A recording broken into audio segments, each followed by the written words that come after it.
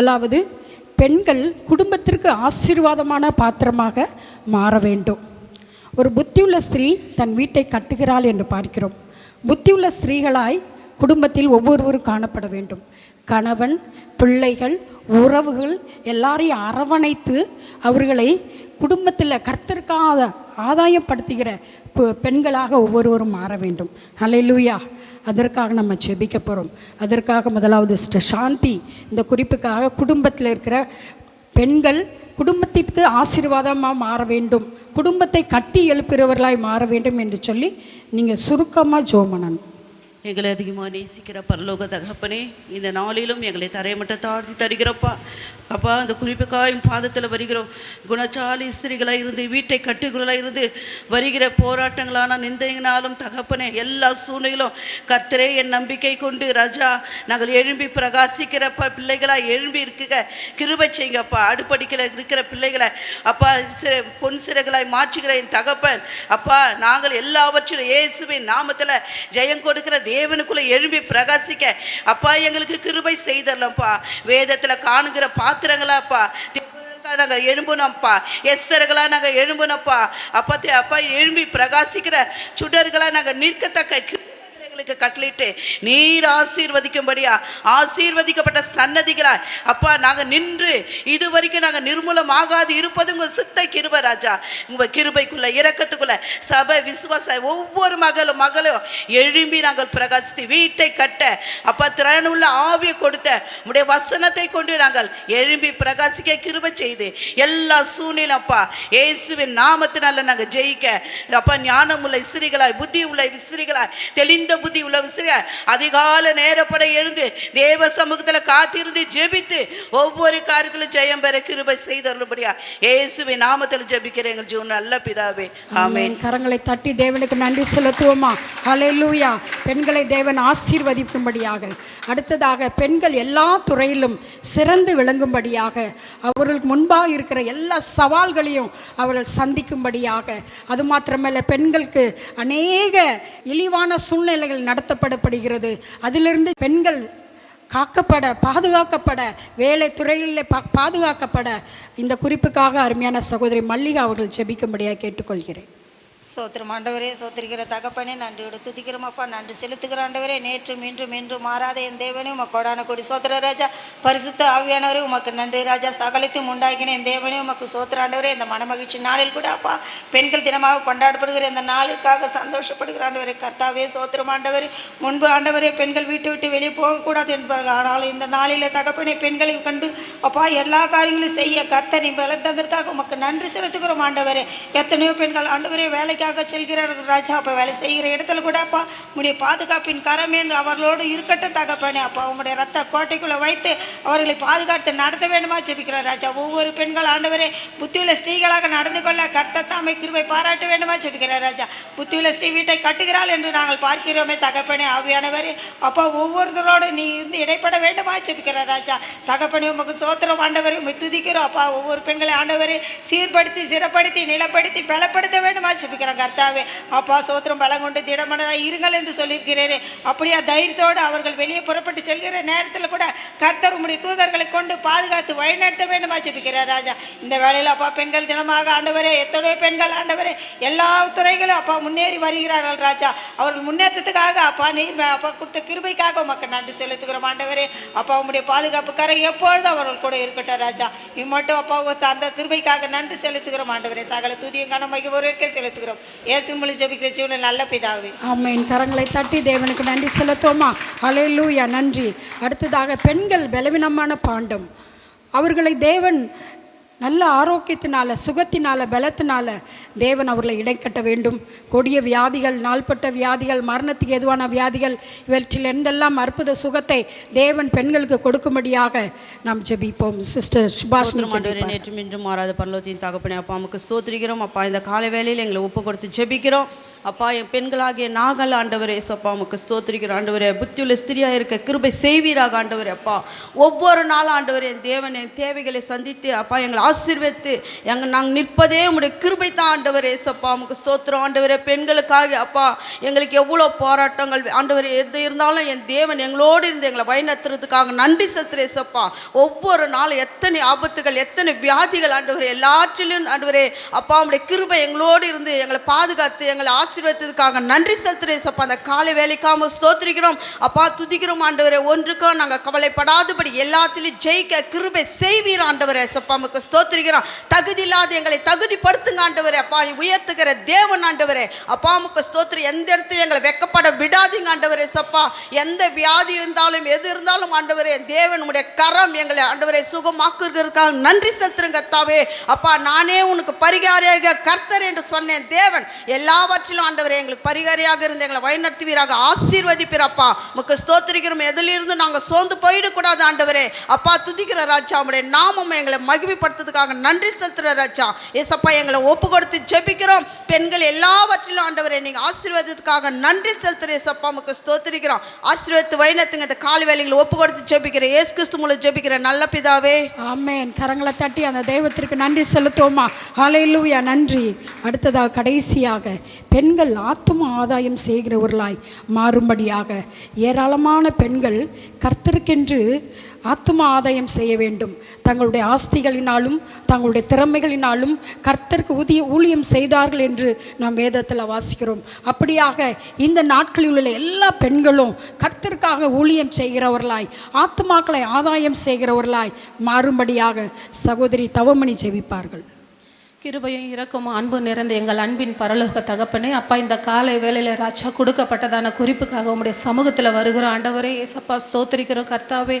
கர்த்தாவே இந்த பெண்கள் ஏசப்பா இம்மட்டும் எங்களை நீர் ஆசீர்வதித்து வழிநடத்தின உங்களுடைய அன்பிற்காக நாங்கள் நன்றி செலுத்துகிறோம். கர்த்தாவே அப்பா வீட்டில் ஏசப்பா எத்தனையோ காரியங்கள் வீணான காரியங்களில் நாங்கள் ஏசப்பா செயல்படுகிறோம். அப்பா உமக்காக ஊழியம் செய்து ஆத்தும ஆதாயம் செய்ய அப்பா இந்த சபையில் இருக்கிற பெண்களை நீர் எழுப்பினதற்காக நாங்கள் நன்றி செலுத்துகிறேன் அப்பா. அப்பா ஸ்தோத்திரிக்கிறோம். கர்த்தாவே தகப்பனே ஆத்தும ஆதாயம் செய்ய தகப்பனே இந்த சபையில் இருக்கிற சகோதரிகளை மாத்திரமல்ல இந்த ஊரில் இந்த ஷேன்பாகத்தில் இருக்கிற சகோதரிகளையும் நீர் எழுப்பி ஆண்டவரே இந்த சபைக்கு இன்னும் அநேக ஆத்துமாக்கள் வர என் தேவன் உதவி செய்ய வேண்டும் என்று ஜெபிக்கிறோம். கர்த்தாவே ஸ்தோத்திரம். கர்த்தாவே அப்பா பெண்கள் நினைத்தால் முடியாத காரியம் ஒன்றுமே இல்லை தகப்பனே. நீர் இம்மட்டுமாக எங்களுக்கு நீ கிருபை தந்ததற்காக உமக்கு கோடான கொடை நன்றி இருக்கிறோம் இசப்பா. எங்கள் யாவரையும் தாழ்த்துகிறேன் இசப்பா, வெறுமையாக்குகிறேன் ஆண்டவரே.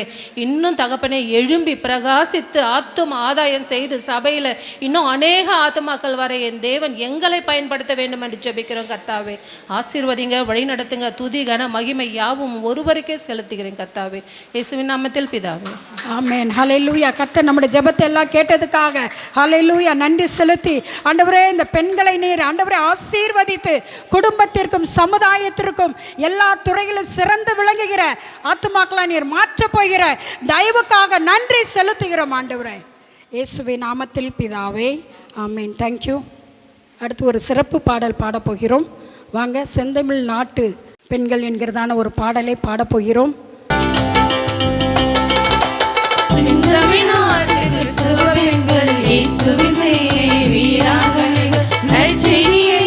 அறிவிக்கவே பெண்கள் நாங்கள் அணிவகுத்தோம். செந்தமிழ்நாட்டு கிறிஸ்துவ பெண்கள் இயேசுவின் வீராங்கனைகள். நற்செய்தியை அறிவிக்கவே பெண்கள் நாங்கள் அணிவகுத்தோம். பெண்ணே நீயும் சிறந்தவள், அறிவும் ஆற்றலும் சேர்ந்தவள். அன்பு உனது அழகாகும், அறமே உனது வழியாகும். மனமாற இந்த மங்கை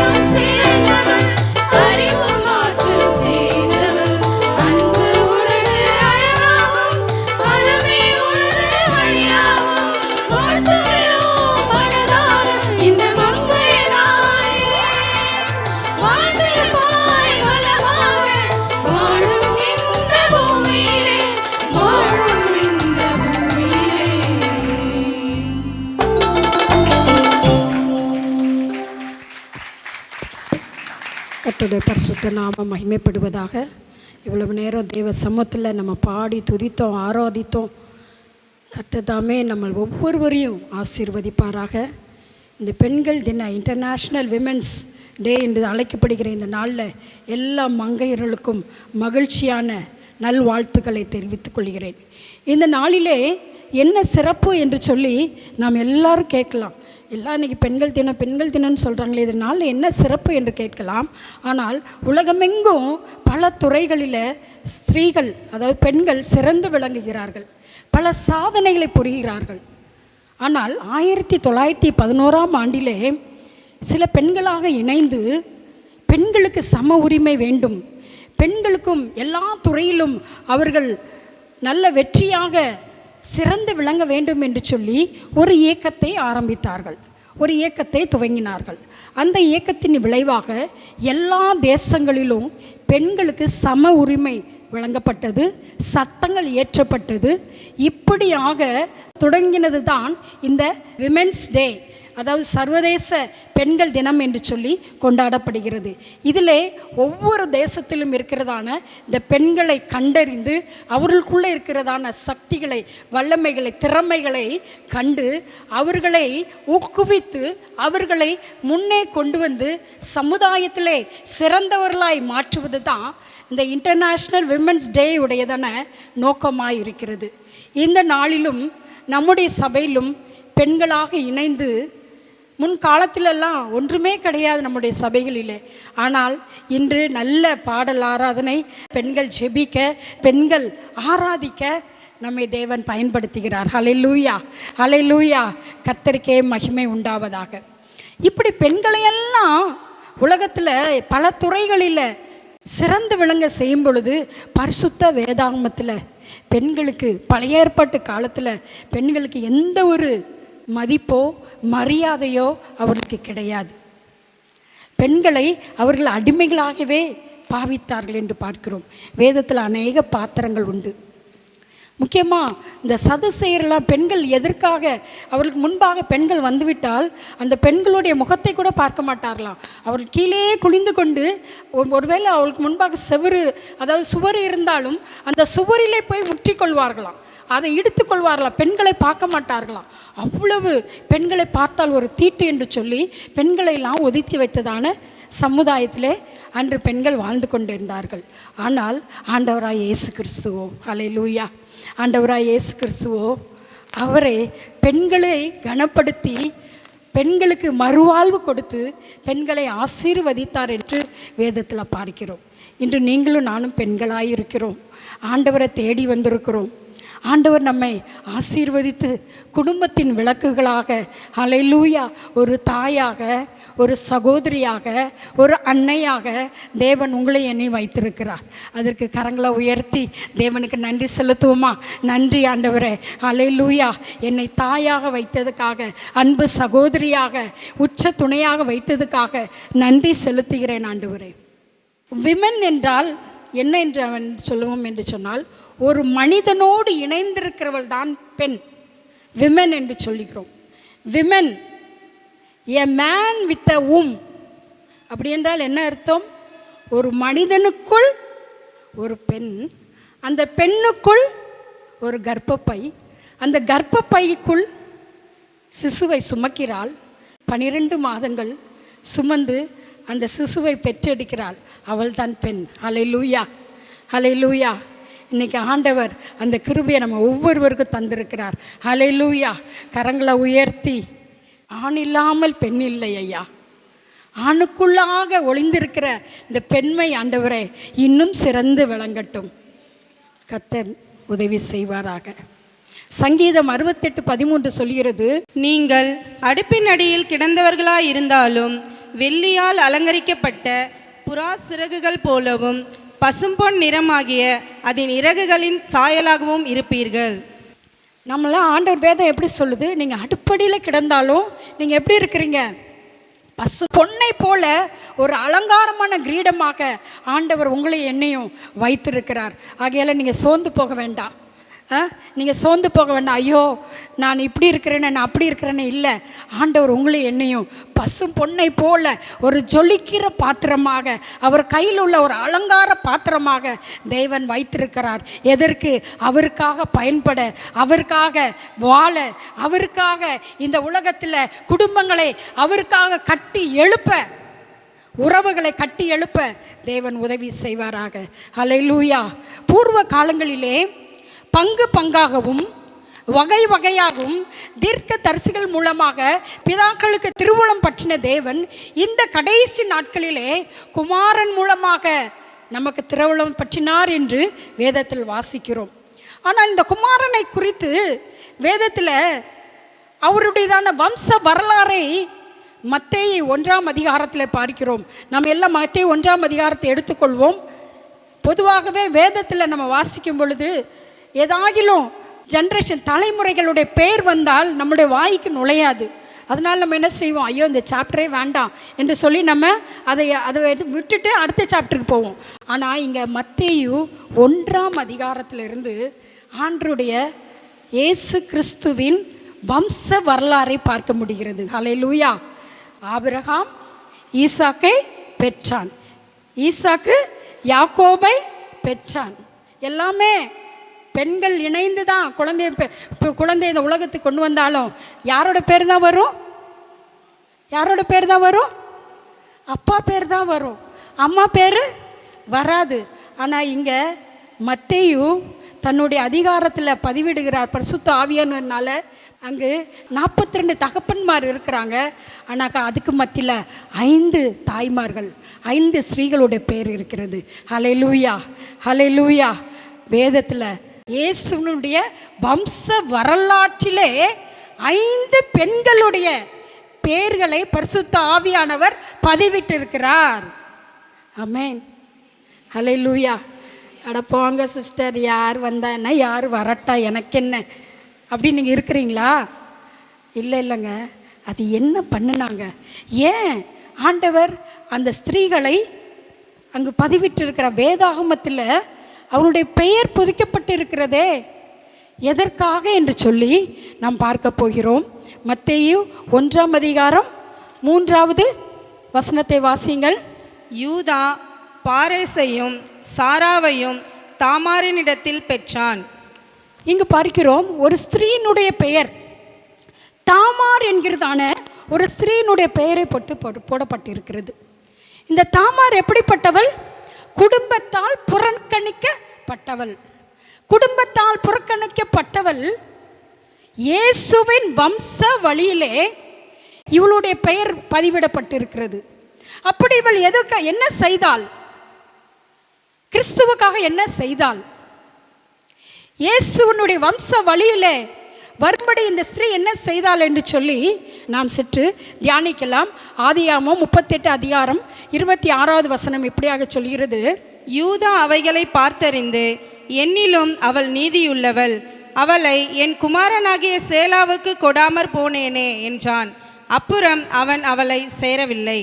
என்னிலும் அவள் நீதி உள்ளவள் என்று சொல்லி யூதா தாமாரை குறித்து சொல்கிறான். யூதா என்று சொன்னால் துதிக்க பிறந்தவன். யூதா யாக்கோபினுடைய குமாரர்களின் 4வது கோத்திரம். இந்த யூதாவுக்கு மனைவி மற்றும் 3 பிள்ளைகள் உண்டு. முதல் குமாரன் ஏர் என்று பார்க்கிறோம், 2வது குமாரன் ஓனான் என்று பார்க்கிறோம், 3வது குமாரன் சேலா என்று பார்க்கிறோம். முதலாவது குமாரனுக்கு, மூத்த மகனுக்கு ஏறு என்பவனுக்கு தாமாரை திருமணம் செய்து கொடுத்தான். அந்த ஏர் ஆண்டவருக்கு விரோதமாகவே செயல்பட்டதினாலே ஆண்டவர் அவனை அடித்து போட்டார். அவன் மரித்து போனான். இஸ்ரவேலில் ஒரு மரபு உண்டு, மூத்தவன் மரித்து போனால் அவனுடைய சுதந்திரத்தை பேணி காக்கும்படியாக அந்த அவனுடைய மனைவியை சகோதரன் தமையனுக்கு கொடுப்பது வழக்கம். இப்படியாக மூத்தவன் இறந்து போய்விட்டான், ஏறு இறந்து போய்விட்டான். யூதா 2வது அவனுடைய சகோதரனாகிய ஓனாவுக்கு இந்த ஸ்திரீயை கொடுக்கிறான், தாமாரை கொடுக்கிறான். ஆனால் அவனும் கர்த்தருக்கு விரோதமாக பாவம் செய்தான். ஆகையால் ஆண்டவர் அவனையும் அடித்து போட்டு விட்டார். இப்போ யூதாவுக்குள்ள ஒரு பயம் உண்டானது. ஐயோ, எனக்கு இருந்த 2 பிள்ளைகள் இறந்து போய்விட்டார்கள். இந்த 3வது இந்த சேலாவுக்கு என் மகனை தாமாரை கொடுத்தால் இவனும் மரித்து போயிடுவானோ என்று சொல்லி பயந்து என்ன செய்து விட்டான், இந்த தாமாருக்கு சேலாவே கொடுக்கவில்லை, அவனோட 3வது மகனை கொடுக்கவில்லை. இப்பொழுது தாமாரை வீட்டுக்கு அனுப்பிவிட்டான். நீ உன் வீட்டில் போய் உட்காரு, என் மகன் பெரியவனான பிறகு நான் உன்னை என்ன செய்வேன், என் மகனுக்கு உன்னை திருமணம் செய்து கொடுக்கிறேன் என்று சொல்லி தாமாரை தன் வீட்டுக்கு அனுப்பிவிட்டான். இப்பொழுது தாமாரும் காத்து கொண்டு இருக்கிறாள். யூதா குடும்பத்திலே எனக்கு ஒரு வாரிசு வேணும், என்னோட சந்ததி வேணும், எப்படியாலும் ஒரு நாள் என்னுடைய மாமனார் சேலாவுக்கு என்னை திருமணம் செய்து வைப்பார் என்று சொல்லி அவள் காத்து கொண்டு இருக்கிறாள். ஆனால் அவள் காத்திருந்த காத்திருப்பு எல்லாமே பொய்த்து போனது. அவன் தந்திரமாக அவனுக்கு கொடுக்கவில்லை. இதையெல்லாம் அறிகிறாள் இந்த தாமார் அறிந்து ஒரு வேலை செய்கிறாள். சமுதாயம் ஒடுக்கப்பட்டவர்களை, தள்ளப்பட்டவர்களை என்ன சொல்லும், அவ்வளோதான், நீ எதுக்குமே லாய் கிடையாது, கிளம்புன்னு சொல்லும். ஆனால் இந்த தாமார் அவளுக்குள்ள ஒரு பக்தி வைராக்கியம். இந்த யூதா கோத்திரத்தில் தான் இயேசு கிறிஸ்து வர வேண்டும். ஹல்லேலூயா, ஹல்லேலூயா.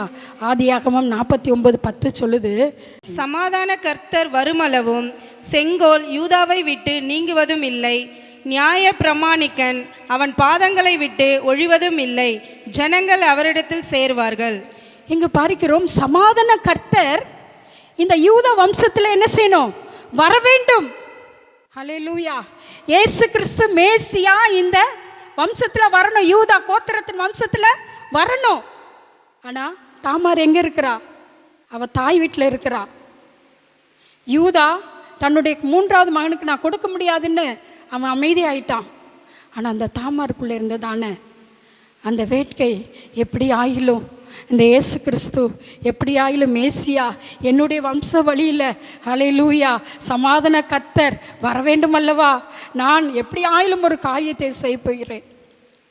இந்த யூதா, துதித்து பாட வேண்டிய யூதா, அவன் எங்கே போய் கொண்டிருக்கிறான், திம்னாவுக்கு போய் கொண்டிருக்கிறான். திம்னாவிலே தன்னுடைய ஆடுகளை மயிர் கத்தரிக்கும்படியாக கடந்து போய் கொண்டிருக்கிறான். அங்கே என்ன நடக்கிறது, ஆடல் பாடல் கொண்டாட்டம். குடும்பத்தை நிலைநிறுத்த வேண்டிய யூதா இப்பொழுது திம்னாவுக்கு போய் கொண்டிருக்கிறான். அங்கு சந்தோஷமாக இருக்கும்படியாக போய்கொண்டிருக்கிறான் என்று தாமாருக்கு இந்த செய்தி வருகிறது. தாமாருக்கு செய்தி வந்தவுடனே அவள் என்ன செய்கிறாள் தெரியுமா, தன்னுடைய வஸ்திரங்களை, அதாவது கைம்பெண்ணுக்குரிய வஸ்திரங்களை களைந்துவிட்டு அவள் முக்காடு இட்டு கொண்டு அந்த திம்னா போகிற அந்த வழியிலே காணப்படுகிறாள். யூதா அந்த வழியாக வருகிறான். அவள் ஒரு வேசி என்று நினைத்து அவளை சந்திக்கிறான், அவளோடு இணைகிறான். இப்பொழுது யூதா கேட்குறான், நான் உனக்கு என்ன தரணும், நான் ஒரு ஆட்டுக்குட்டி தரட்டுமா என்று சொல்லி கேட்கும் பொழுது அவள் சொன்னா, எனக்கு ஆட்டுக்குட்டிலாம் வேண்டாம், எனக்கு என்ன வேணும், உன் முத்திர மோதிரத்தை கொடுன்னு கேட்டா. ஹல்லேலூயா. அம்மா அந்த வசனத்தை வாசிங்க. அப்பொழுது அவன், நான் உனக்கு அடையாளமாக என்ன கொடுக்க வேண்டும் என்று கேட்டான். அதற்கு அவன், உம்முடைய முத்திரை மோதிரமும் உம்முடைய ஆரமும் உம்முடைய கைக்கோலும் கொடுக்க வேண்டும் என்றாள். அவன் அவைகளை அவளுக்கு கொடுத்து அவளிடத்தில் சேர்ந்தான். அவனாலே கர்ப்பவதியாகி. இங்கே பார்க்கிறோம், தாமார் இப்பொழுது இயேசு கிறிஸ்து என் வம்ச வழியிலே வர வேண்டும், சேலாவே கொடுக்கவில்லை, என்ன செய்வது? தன்னுடைய கைம்பெண்ணுக்குரிய சூழ்நிலையை அவள் மாற்றிக்கொண்டு அவள் தன்னையே கரைத்து கொண்டு யூதாவினிடத்தில் போகிறாள். அவனிடத்தில் கேட்கிறாள், உனக்குரிய முத்திரை மோதிரத்தை கொடு, உனக்குரிய ஆரத்தை கொடு, உனக்குரிய கைங்கோலை கொடு என்று சொல்கிறாள். அவனும் அடமானமாக இதெல்லாம் எனக்கு வேணும். ஆனால் இவன் நினைத்திருக்கலாம், இதெல்லாம் வாங்காமல் போயிருந்தா பின் நாட்களில் இவளை என்ன பண்ணியிருப்பாங்க, வேசிகளுக்கு என்ன பழைய ஏற்பாட்டு காலத்தில் என்ன பிரமாணம் தெரியுமா, வேசிகளை கல்லெறிந்து கொள்ளுவார்கள், சுட்டெரித்து போடுவார்கள். அவள் கையும் களவுமால் பிடிபட்டால் அவளை சுட்டெரித்து போடுவார்கள். இப்பொழுது இந்த தாமார் ஒரு தந்திரமாக அவனிடத்தில் இருந்து முத்திரை மோதத்தை வாங்குகிறாள், கைங்கோலை வாங்குகிறாள், 3வது ஆரத்தை வாங்குகிறாள். எனக்கு அன்பானவர்களே, முத்திரை மோதிரம் என்பது தேவனுடைய பிள்ளைகள் என்கிற அதிகாரம். ஆரம் என்பது தேவனுடைய ஆறுதல். கைங்கோல் என்பது தேவனுடைய பாதுகாப்பு. இன்று யூதாக்கள், ஆண்டவரை துதித்து பாட வேண்டிய யூதாக்கள், ஹல்லேலூயா, தேவனுடைய பிள்ளைகள் என்கிற அதிகாரத்தை இழந்தவர்களாக, தேவனுடைய ஆறுதல் என்கிறதான அந்த ஆறுதலை இழந்தவர்களாக, கைங்கோல் என்று சொல்லப்படுகிற தேவனுடைய பாதுகாப்பை இழந்தவர்களாக இன்று உலகத்துக்குள்ளாக, பாவத்துக்குள்ளாக கிடக்கிறார்கள். எனக்கு அன்பான தேவஜனமே, அவனுடைய தாய் இந்த யூதா கர்த்தரை துதிப்பான் என்று சொல்லி யூதா என்று பெயரிட்டால், அவன் தகப்பன் ஒரு தரிசனத்தோடு அவனுக்கு ஒரு தரிசனத்தை சொல்கிறான். நீ சமாதானக்காரனர், சமாதான கர்த்தர், உனக்குள் வருமளவும் யூதாவிலிருந்து செங்கோல் அழியாது என்று சொல்லியிருக்கிறார். தரிசனங்கள் உள்ளதான இந்த யூதா தன்னுடைய அதிகாரத்தை இழந்தவனாக, தேவனுடைய ஆறுதலை இழந்தவனாக, தேவனுடைய பாதுகாப்பை இழந்தவனாக திம்னாவுக்கு போய் கொண்டு இருக்கிறான். ஹல்லேலூயா, ஹல்லேலூயா. குடும்பத்தை கட்டி எழுப்ப வேண்டியவன், குடும்பத்திற்கு இயேசு கிறிஸ்து மேசியா என் வம்சம் மூலமாய் வர வேண்டும் என்கிற அந்த அர்ப்பணிப்பு இல்லாமல், ஒரு கரிசனை இல்லாமல் காணப்படுகிறான் யூதா. ஆனால் ஒரு தாமாரோ, ஹல்லேலூயா, ஒரு தாமாரோ, ஒரு ஸ்திரீக்கோ, அதுவும் விதவையான ஒரு ஸ்திரீக்கோ, கைம்பெண் ஸ்திரீக்கோ அவளுக்கு எந்த அதிகாரமும் கிடையாது, எந்த ஒரு உரிமையும் கிடையாது. ஆனால் அவள் எழுந்து செயல்படுகிறாள். ஹல்லேலூயா, ஹல்லேலூயா. எனக்கு அன்பானவர்களே, இன்றும் உங்களுடைய பெயர், என்னுடைய பெயர் இயேசுவின் பரலோக பட்டியலிலே பெயர் முத்தரிக்கப்பட வேண்டும். கரங்களை உயர்த்தி, ஆண்டவரே, அப்பா, எங்களுடைய பெயர் ஆண்டவரே பரலோக வேட்டில் ஆண்டவரே அந்த ஜீவ புஸ்தகத்தில் ஆண்டவரே, அப்பா ஆண்டவரே பொறிக்கப்படணும். ஆண்டவரே, எங்களை ஒப்பு கொடுக்கிறோம் ஆண்டவரே. ஹல்லேலூயா. இப்பொழுது செய்தி வருகிறது, யூதாவே, உன்னுடைய மருமகள் தாமார் கர்ப்பவதியாயிருக்கிறாள். மிகுந்த கோபத்தோடு எழும்புகிறான் யூதா, என்னுடைய மருமகள் வேசித்தனம் பண்ணிவிட்டாள் என்று சொல்லி. அப்பொழுது அவள் இந்த ஆரத்தை, இந்த முத்திரை மோதிரத்தை, இந்த கைங்கோலை கொடுத்து அனுப்புகிறாள். இது யாருடையது என்று பாரும், இந்த பொருட்கள்லாம் யாருடையதோ அவர்னாலே நான் சுதந்திரத்தை கொண்டேன் என்று சொல்லுகிறாள். ஹல்லேலூயா.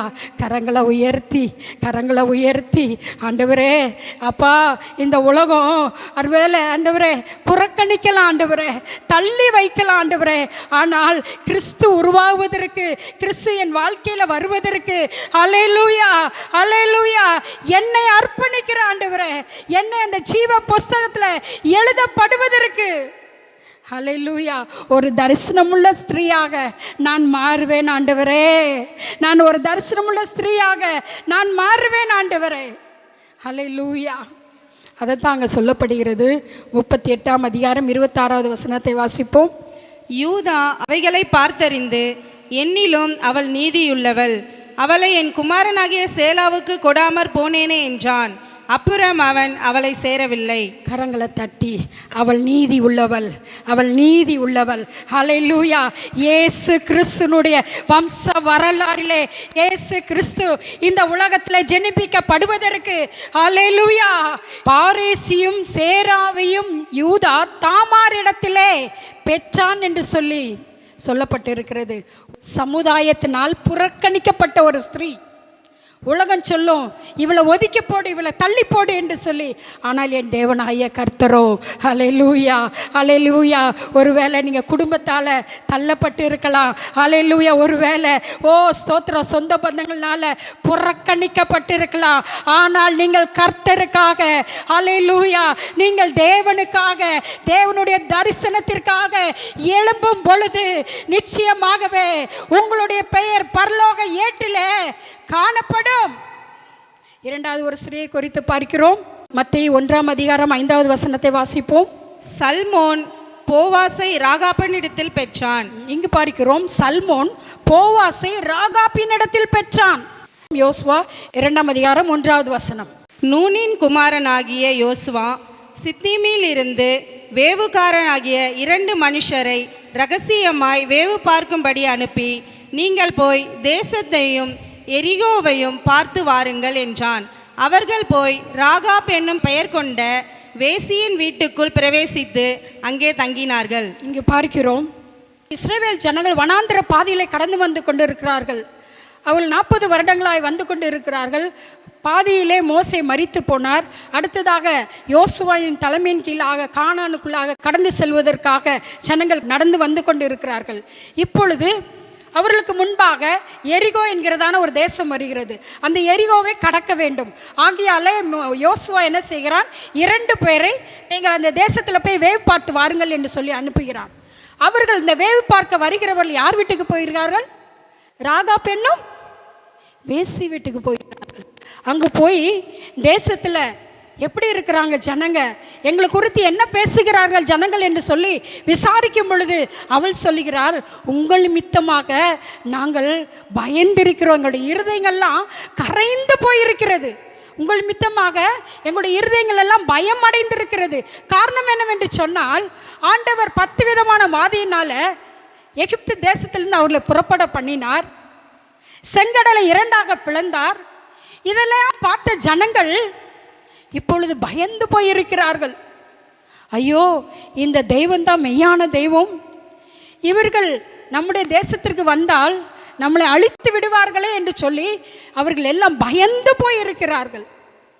இப்பொழுது இந்த வேவுக்காரர்கள் வந்து கேட்குறாங்க, ஜனங்கள்லாம் எப்படி இருக்காங்க, நாங்கள் இந்த தேசத்தை அழிக்க போகிறோம், எங்களை குறித்து இஸ்ரவேல் ஜனங்களை குறித்து எரிகோ தேசத்து ஜனங்க என்ன சொல்லுகிறார்கள் என்று கேட்கும் பொழுது நாங்கள்லாம் பயந்து போயிருக்கிறோம். அவள் ஒரு ஸ்டேட்மெண்ட் சொல்கிறா. 11வது வசனத்தை வாசிங்கள். கேள்விப்பட்ட போது எங்கள் இருதயம் கரைந்து போயிற்று, உங்களாலே எல்லாருடைய தைரியமும் அற்று போயிற்று. உங்கள் தேவனாகிய கர்த்தரே உயரே வானத்திலும் கீழே பூமியிலும் தேவனானவர். உங்களால் எங்களுடைய இருதயமெல்லாம் அற்று போயிட்டுருக்கு, கலங்கி போயிருக்கோம், நடுக்க பிடித்திருக்கிறது, திகில் அடைந்திருக்கிறோம். தேவரில் உமக்கு ஒப்பானவர் யார்? வானத்திலும் பூமியிலும் ஒருவரும் இல்லை என்று சொல்லி அந்த ராகாப் சொல்றா. அவரே நீங்கள் ஆராதிக்கிற தேவனே மெய்யான தேவன், அவரே உயர வானத்திலும் கீழே பூமியிலும் தேவனானவர், அவரை தான் நான் நம்பியிருக்கிறேன் என்று சொல்லி ஒரு ஸ்திரீ, அந்நிய நாட்டு ஸ்திரீ, ஆண்டவர் மீது பக்தி உள்ளவளாக, நம்பிக்கை உள்ளவளாக அவள் அறிக்கையிடுகிறாள். இந்த தேவன் உண்மையான தேவன். ஹல்லேலூயா.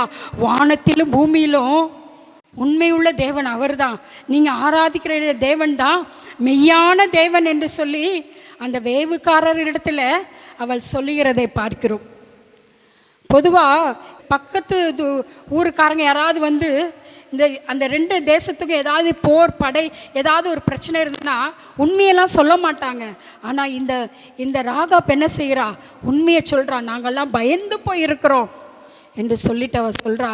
12வது வசனத்தை வாசிங்கள். இப்போதும் நான் உங்களுக்கு தயவு செய்தபடியினால் நீங்களும் என் தகப்பன் குடும்பத்துக்கு தயவு செய்வோம் என்று கர்த்தர் பேரில் எனக்கு ஆணையிட்டு. ராகாப் சொல்கிறா, நீங்கள் இந்த தேசத்தை அழித்து போட்டுருவீங்க, அழித்து போட்டும்போது என்ன கொஞ்சம் நினச்சிக்கோங்க.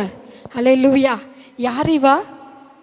தேசத்தில் ஒடுக்கப்பட்டவள், தேசத்தில் புறக்கணிக்கப்பட்டவள், எல்லாரும் ஒதுக்கி வச்சிருவாங்க. அவளுடைய வீடு எங்கே இருக்குது? மதில் மேலே இருக்குது.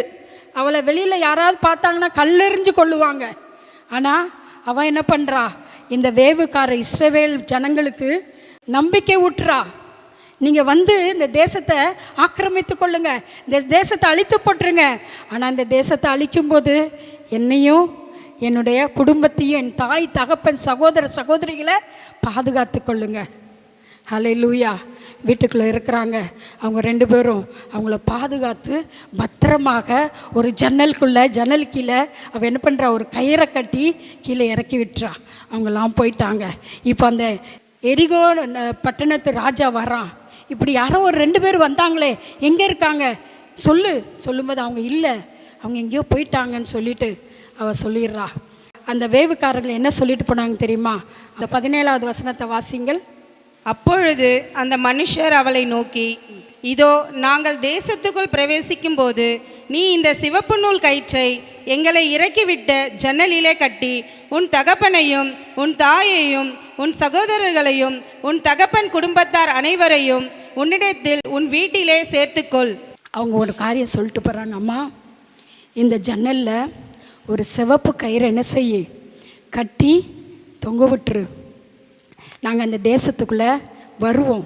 அழிக்க வரும் பொழுது இந்த சிவப்பு நூல் கயிறை நாங்கள் பார்க்கும் பொழுது நாங்கள் என்ன செய்ய மாட்டோம், இந்த வீட்டை அழிக்க மாட்டோம். ஹல்லேலூயா, ஹல்லேலூயா. அவள் ஒரு வேசி, தேசத்தால் சமூகத்தால் புறக்கணிக்கப்பட்டவள். ஆனால் இஸ்ரவேல் ஜனங்களுக்கு நன்மை செய்தாள், தயவு செய்தாள், இரக்கம் செய்தாள் என்று பார்க்கிறோம். அதனால தாங்க அவளுடைய பெயர் இயேசு கிறிஸ்துவின் வம்ச பட்டியலிலே ஹல்லேலூயா காணப்பட்டது. ஆண்டவர் அவளை அவளுடைய பாவத்தெல்லாம் மன்னித்து அந்த சிவப்பு கயிறு நூலினாலே பரிசுத்த இரத்தத்தினாலே அவளுடைய பாவங்களெல்லாம் கழுவி அவளை தேசத்தில் ஹல்லேலூயா, அது என்னுடைய ஆண்டவராய் இயேசு கிறிஸ்துவின் வம்ச வரலாற்றின் பட்டியலிலே ஹல்லேலூயா அவளுடைய பெயர் வரும்படியாக தேவன் உதவி செய்தார். ஹல்லேலூயா. இந்த காலை வேளையில் நீங்கள் எப்பேற்பட்டதான மனிதர்களாக இருக்கலாம், நீங்கள் இயேசுவினிடத்தில் வரும் பொழுது அவருடைய இரத்தத்தினால் கழுவப்படும் பொழுது நம்முடைய பாவங்கள் எல்லாம் கழுவப்படும் பொழுது நிச்சயமாகவே நமக்கு ஒரு ரட்சிப்பு உண்டு. நம்முடைய பெயர்கள் பரலோக பதிவேட்டிலே பதிவு செய்யப்படும். ஹல்லேலூயா. இங்கே ஏறி வாருங்கள் என்கிற ஒரு எக்கால சத்தம் தொனிக்கும். அப்பொழுது நாம் மறுரூபம் அடைந்தவர்களாக அவரை சந்திக்க கடந்து செல்லுவோம். ஹல்லேலூயா, ஹல்லேலூயா. அந்த சிவப்பு நூலினால கயிறை கட்டினாள் என்று பார்க்கிறோம். இன்னைக்கு நீங்களும் நானும் அந்த பரிசுத்த இரத்தத்துக்குள்ளே நம்ம கடந்து வருவோம். ஒருவேளை இந்த காலை வேளையில் ஆண்டவருடைய அன்புக்கு தூரமாக இருப்பீர்கள் என்று சொன்னால் ஆண்டவருடைய அன்புக்குள் கடந்து வாருங்கள். இயேசு கிறிஸ்துவின் இரத்தம் சகல பாவங்களும் நீக்கி நம்மை சுத்திகரிக்கும். ஹல்லேலூயா, ஹல்லேலூயா. வெளிப்படுத்தல் 12:1 சொல்கிறது, மரணமே நேரிடதா இருந்தாலும் அதற்கு தப்பும்படி தங்கள் ஜீவனையும் பாராமல் ஆட்டுக்குட்டின் இரத்தத்தினாலும் தங்கள் சாட்சியின் வசனத்தினாலும் சாத்தானை ஜெயித்தார்கள். ஹல்லேலூயா. இயேசு கிறிஸ்துவின் இரத்தத்தினாலே நமக்கு ஒரு மீட்பு உண்டு. ஹல்லேலூயா. கரங்களை உயர்த்தி ஆண்டவரே உம்முடைய பரிசுத்த இரத்தத்துக்குள்ளே என்னை ஆண்டவரே வைத்து கொள்ளும். ஆண்டவரே இந்த உலகம் இழுக்கலாம், பாவம் இழுக்கலாம், ஆனால் ஆண்டவரே நாங்கள் உம்முடைய ஆண்டவரே சமூகத்தில் ஆண்டவரே காணப்படும் பொழுது எப்படி அந்த வீட்டில் இருக்கிறதான மக்கள் எல்லாம் வீட்டுக்குள்ளே இருந்தார்களோ அதே போல நாங்களும் ஆண்டவரே உமக்குள் இருக்கும் பொழுது இயேசு கிறிஸ்துவின் இரத்தம், அந்த விலையேற பெற்ற இரத்தம் எங்களை பாதுகாக்கும். ஹல்லேலூயா. அன்று இஸ்ரவேல் ஜனங்கள் பஸ்கா ஆட்டினுடைய இரத்தத்தை எல்லாம் வீட்டு வாசல் நிலைக்காலியில் பூசின பொழுது சங்கார தூதன் கடந்து வந்தான். பஸ்கா ஆட்டுக்குட்டின்ற அந்த இரத்தத்தை பார்த்த பொழுது அவன் அப்படியே கடந்து போனான். இன்றைக்கி உங்களுக்கு எனக்கு பாதுகாப்பு இயேசுனுடைய பரிசுத்த இரத்தம்.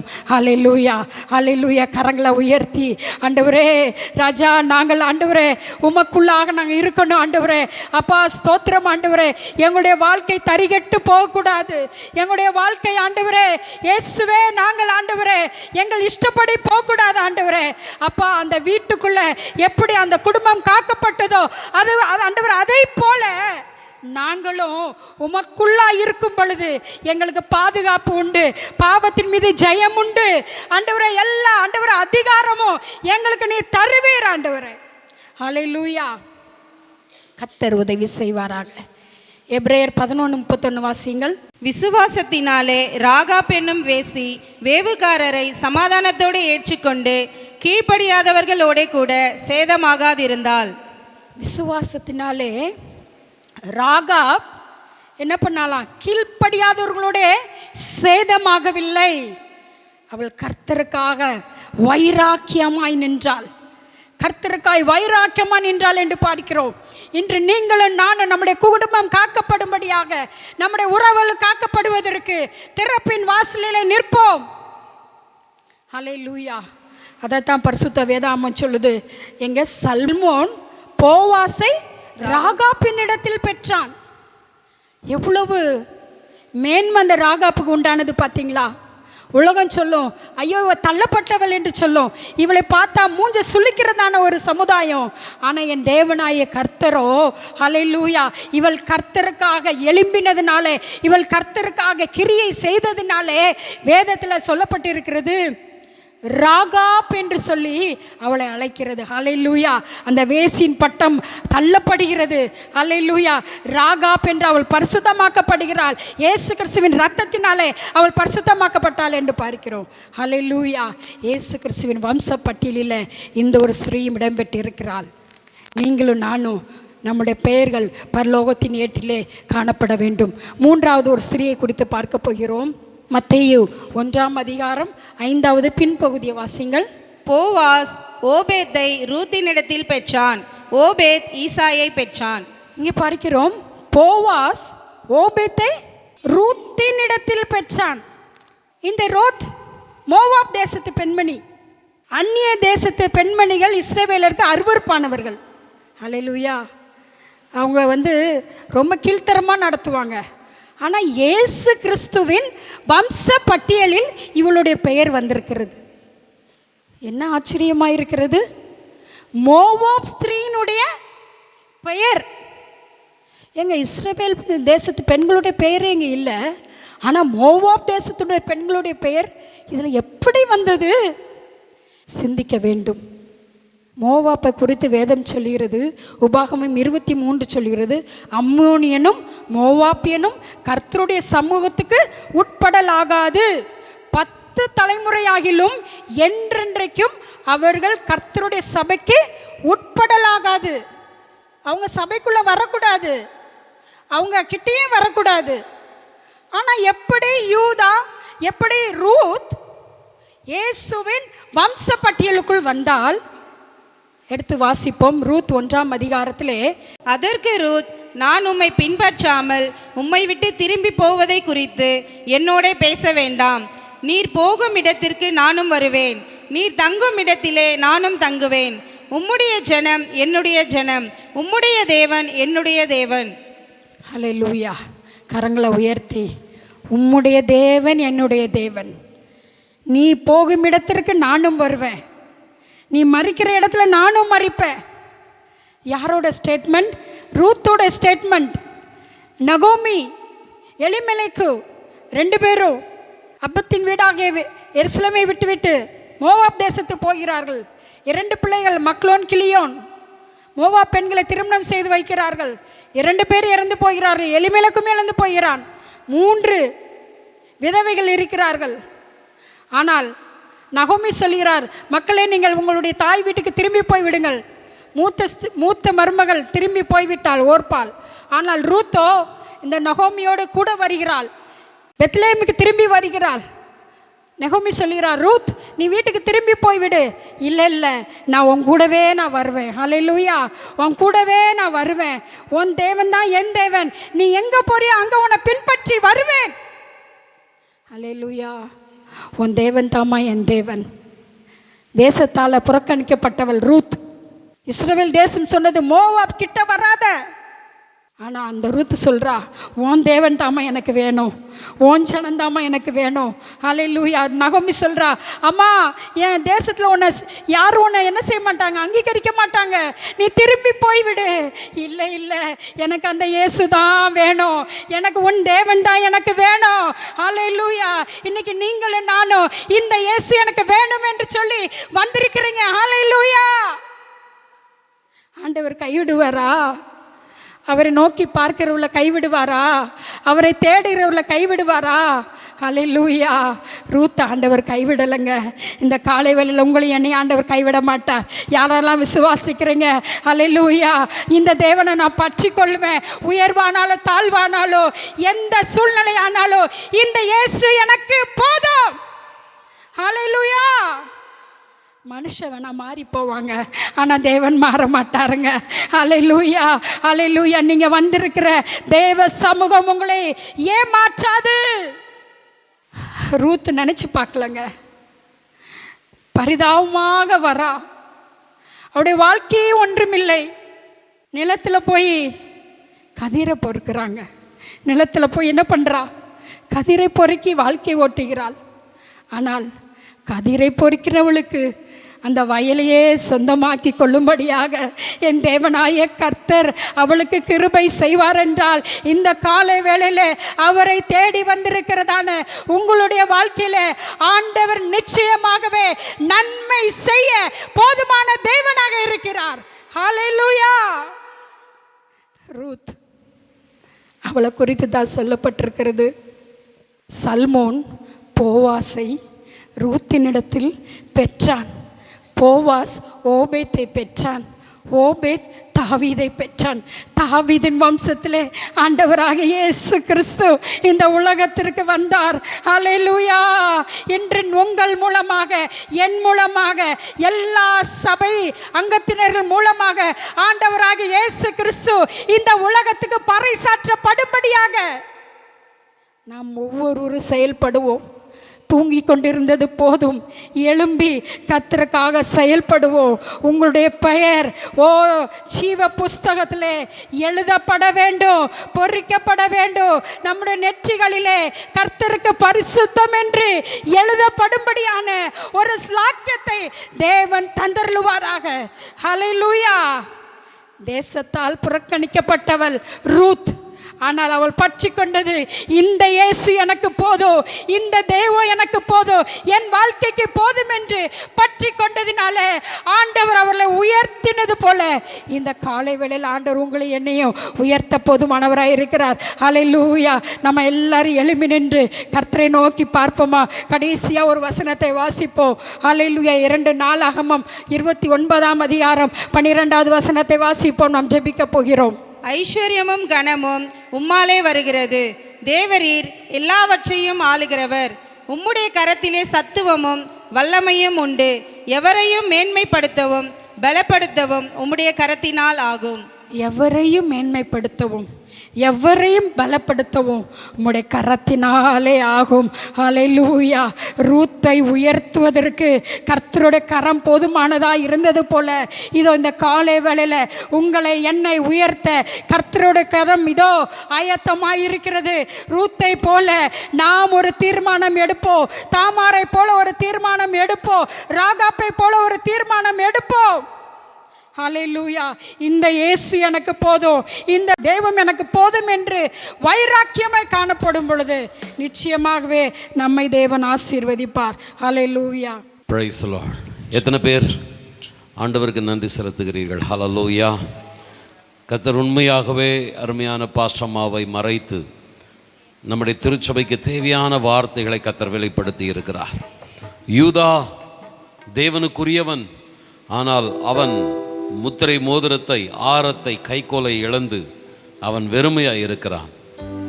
தாமாரோ புறக்கணிக்கப்பட்டவள், சமுதாயத்தினாலே அவள் அவமானப்படுத்தப்பட்டவள். ஆனால் கிறிஸ்து மகிமைப்பட வேண்டும், ஆண்டவருடைய நாமம் இந்த தேசத்திலே காணப்பட வேண்டும் என்பதற்காக அவள் துணிந்து செயல்படுகிறதை பார்க்கிறோம். யூதாவை பார்க்கிறோம், தாமார் நீதி உள்ளவளாய் தேவனுக்காக நிற்கிறவர்களை பார்த்து பரலோகம் சொல்லும், இவள் நீதி உள்ளவள். ஹல்லேலூயா. அவருடைய வாழ்க்கையெல்லாம் பார்த்தீங்கன்னா தாமார், ராகாப், ரூத் 3 பெண்களுடைய வாழ்க்கையில கண்ணீர் தான், புறக்கணிப்பு தான், அவமானம் தான். ஆனால் அவர்கள் கர்த்தரை பற்றி கொண்டார்கள். உம்முடைய தேவன் என்னுடைய தேவன். ஹல்லேலூயா. தேவனை நம்பிக்கையாய் கொள்ளும் பொழுது தேவன் அவர்களை கொண்டு பெரிய ஆசீர்வாதத்தை கொண்டு வருகிறார். ராகாப் எத்தனை ஒரு பரிதாபமான பாத்திரம். ஆனால் போவாஸ், அதற்கடுத்து அப்படியே தாவீது, அந்த தாவீதின் வம்சத்தில் இயேசு கிறிஸ்து. எவ்வளவு அழகா தேவன் அவர்களை தெரிந்தெடுக்கிறார். அந்த ராகாபினுடைய வார்த்தை என்னன்னா, எனக்கு ஆணையிட்டு கொடுங்கள், நான் கர்த்தருடைய பிள்ளையாக மாற வேண்டும். 2 கரங்களை உயர்த்தி, அன்பான சகோதரியே, அன்பான சகோதரனே, சமுதாயத்தினால நீ புறக்கணிக்கப்படுகிற நிலையில் இருந்தாலும், அது ஆணாக இருந்தாலும் பெண்ணாக இருந்தாலும் நான் சொல்கிறேன், நீ கர்த்தருக்காக நின்றுப்பார். கர்த்தர் உன்னை சிறந்த பாத்திரமாய் மாற்றுவார். கரங்களை தட்டி ஹல்லேலூயா, ஹல்லேலூயா, ஹல்லேலூயா. மனுஷன் உன்னை புறக்கணிக்கலாம், ஆனால் பரலோகம் உன்னை புறக்கணிக்காது. தேவன் உன்னை படைத்தவர். நீ எந்த சூழ்நிலையிலே, கண்ணீரிலே, அவமானத்திலே, ஒருவேளை மனிதர்கள் இழிவாய் நினைக்கிற அந்த பாதையில இருந்தாலும் பரலோகம் உன்னை இழிவாய் பார்ப்பதில்லை. அவர் உன்னை கனமாய் பார்க்கிறார். நீ கர்த்தருக்காக எழுப்புவாயானால் உன்னை சாதாரணமாய் கர்த்தர் வைக்க மாட்டார். தம்முடைய ராஜ்யத்தை கட்டுகிற ஒரு சந்ததியிலே உன்னை கொண்டு வந்து நிறுத்துவார். கொஞ்சம் 2 கரங்களை உயர்த்தி, இந்த 5 பெண்களுக்குள்ள நீங்க பார்த்தீங்கன்னா தேவனுக்குள்ள ஒரு வைராக்கியம், ஆண்டவருக்கான ஒரு வைராக்கியம். அன்பான சகோதரனை, சகோதரியே, எவ்வளவு கண்ணீரில் இருந்தாலும் ஆண்டவர் உறுதியாய் பிடித்துக்கொள். சபையை ஏனோதானோன்னு வைக்காத, தேவனை ஏனோதானோன்னு வைக்காத, முதன்மையாய் வை. ஆண்டவருக்காக என்று வைராக்கியமாய் நில். நீ மரிக்கிற இடத்துல நானும் மரிப்பேன், தேவன் தான் எனக்கு முதன்மன். மரணம் வரைக்கும் தேவனை உறுதியை பற்றி கொண்டாள் ரூத். கர்த்தர் அவளை ஆசீர்வதித்தார். பாடி ஆராதிக்க போறோம். என் நம்பிக்கையே உமக்கு ஸ்தோத்திரம், என் புகழிடமே உமக்கு ஸ்தோத்திரம். உம்மைத்தான் நான் நம்பி இருக்கிறேன் ஆண்டவரே. அற்புதங்கள் எனக்கு செய்யுங்க ஆண்டவரே. ஹல்லேலூயா. 100க்கு 100 உம்மை தான் நம்புவேன். அற்புதம் செய்திடுங்க. மனிதர்கள் முன்பாக தலை குனிந்து போகாமல் உதவி செய்யுங்க.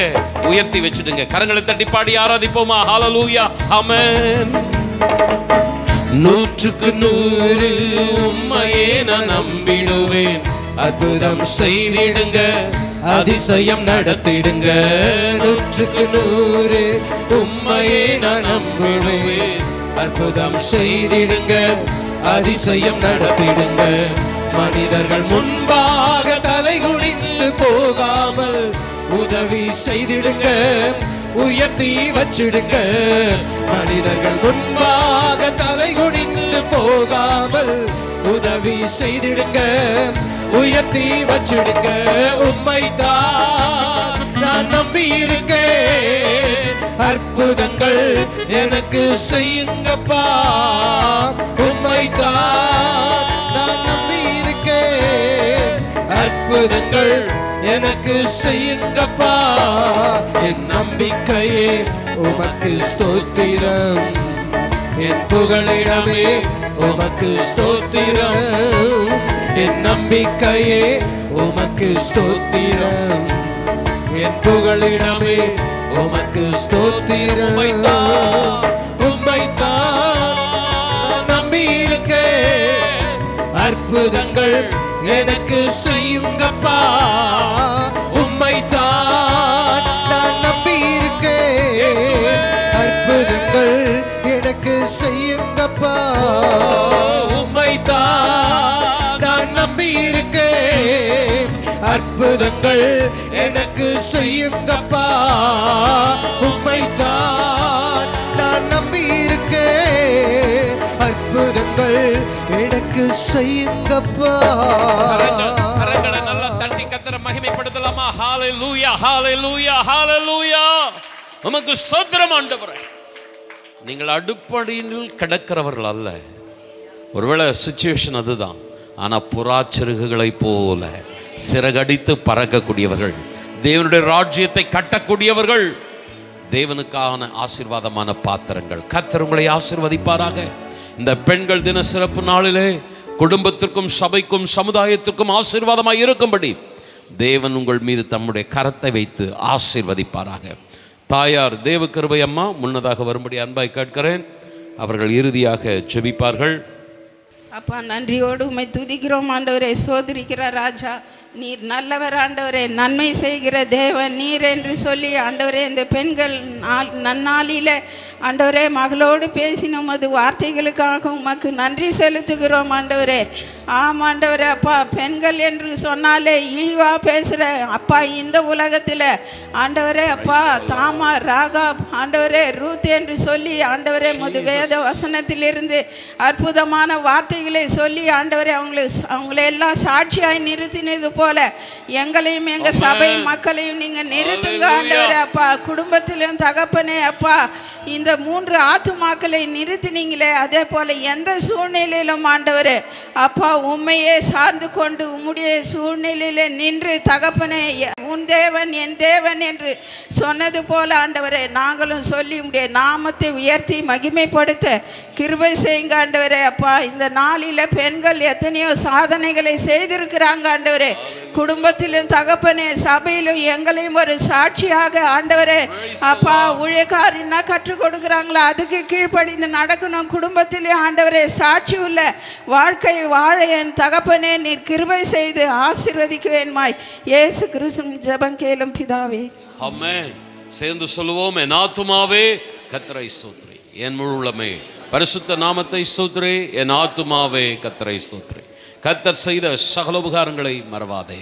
ஆமென்.